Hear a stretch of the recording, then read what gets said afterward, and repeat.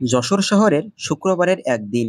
সপ্তাহে ৭টা দিনের ভিতর ৬টা দিনের চিত্র প্রায় একই রকম থাকলেও শুক্রবারে যশোর শহরের চিত্রটা একটু পরিবর্তন হয়ে যায়। শহরের সকল প্রতিষ্ঠান, অফিস, আদালত, দোকানপাট সব বন্ধ থাকলেও এবং রাস্তা ফাঁকা থাকলেও যশোর শহরের বড় বাজারের অংশ, অর্থাৎ বড় বাজারের যে দোকানপাট, সেগুলো কিন্তু সব বন্ধ থাকে না। এমনকি উন্মুক্ত থাকে যশোর শহরের সব কয়টি বিনোদন কেন্দ্র, পার্ক ইত্যাদি। যেখানে বিকাল নামতেই দেখা যায় শত শত মানুষ, যারা সারা সপ্তাহের ক্লান্তি দূর করতে সপ্তাহের ওই একদিনই যশোর শহরের পার্ক এবং বিনোদন কেন্দ্রগুলোতে সব থেকে বেশি ভিড় করে থাকে।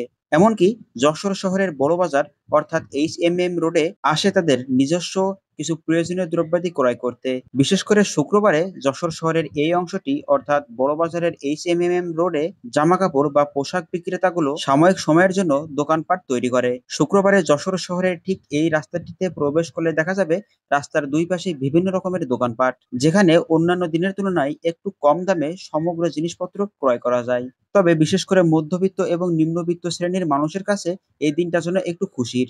কেননা শুক্রবার বিকাল থেকেই যশোর শহরের এই মার্কেটটিতে একটু স্বল্প মূল্যেই পাওয়া যায় অনেক পছন্দের পোশাক এবং জুতা, এছাড়াও আরো অন্যান্য কিছু। আর ঠিক এই কারণেই শুক্রবারে এখানে সব থেকে বেশি ভিড় লক্ষ্য করা যায়।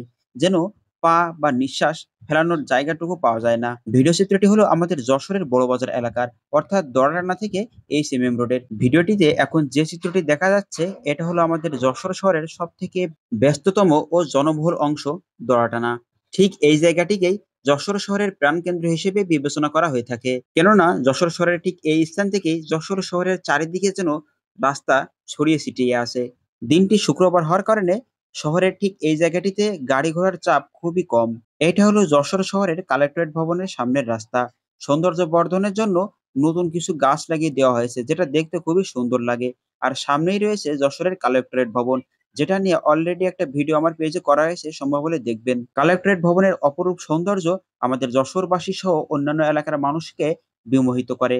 আর এইটা হলো যশোরের নবনির্মিত পার্কটি। এটা হলো দোয়াটানা পার্ক, বা যশোরের পানি উন্নয়ন বোর্ড কর্তৃক তৈরি করা হয়েছে এই পার্কটি। প্রতিদিন বিকাল ৪টা থেকে এই পার্কটি সবার জন্য উন্মুক্ত করা হয়। পার্কের পরিবেশটি অনেক অনেক বেশি সুন্দর। এখানে গেলে খুবই সুন্দর একটা মুহূর্ত পার করা যায়। ঠিক এ কারণেই অনেক দূর দূরান্ত থেকে ছুটে আসেন দর্শনার্থীরা। ভিডিওটিতে এখন যে চিত্রটি ফুটে উঠেছে, এটা হলো আমাদের যশোরের কালেক্টরেট পদ্মপুকুর।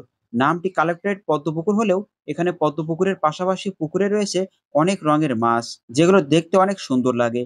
প্রতিদিন বিকাল হলেই দেখা যায় মানুষ মাছের খাবার দিতে ব্যস্ত।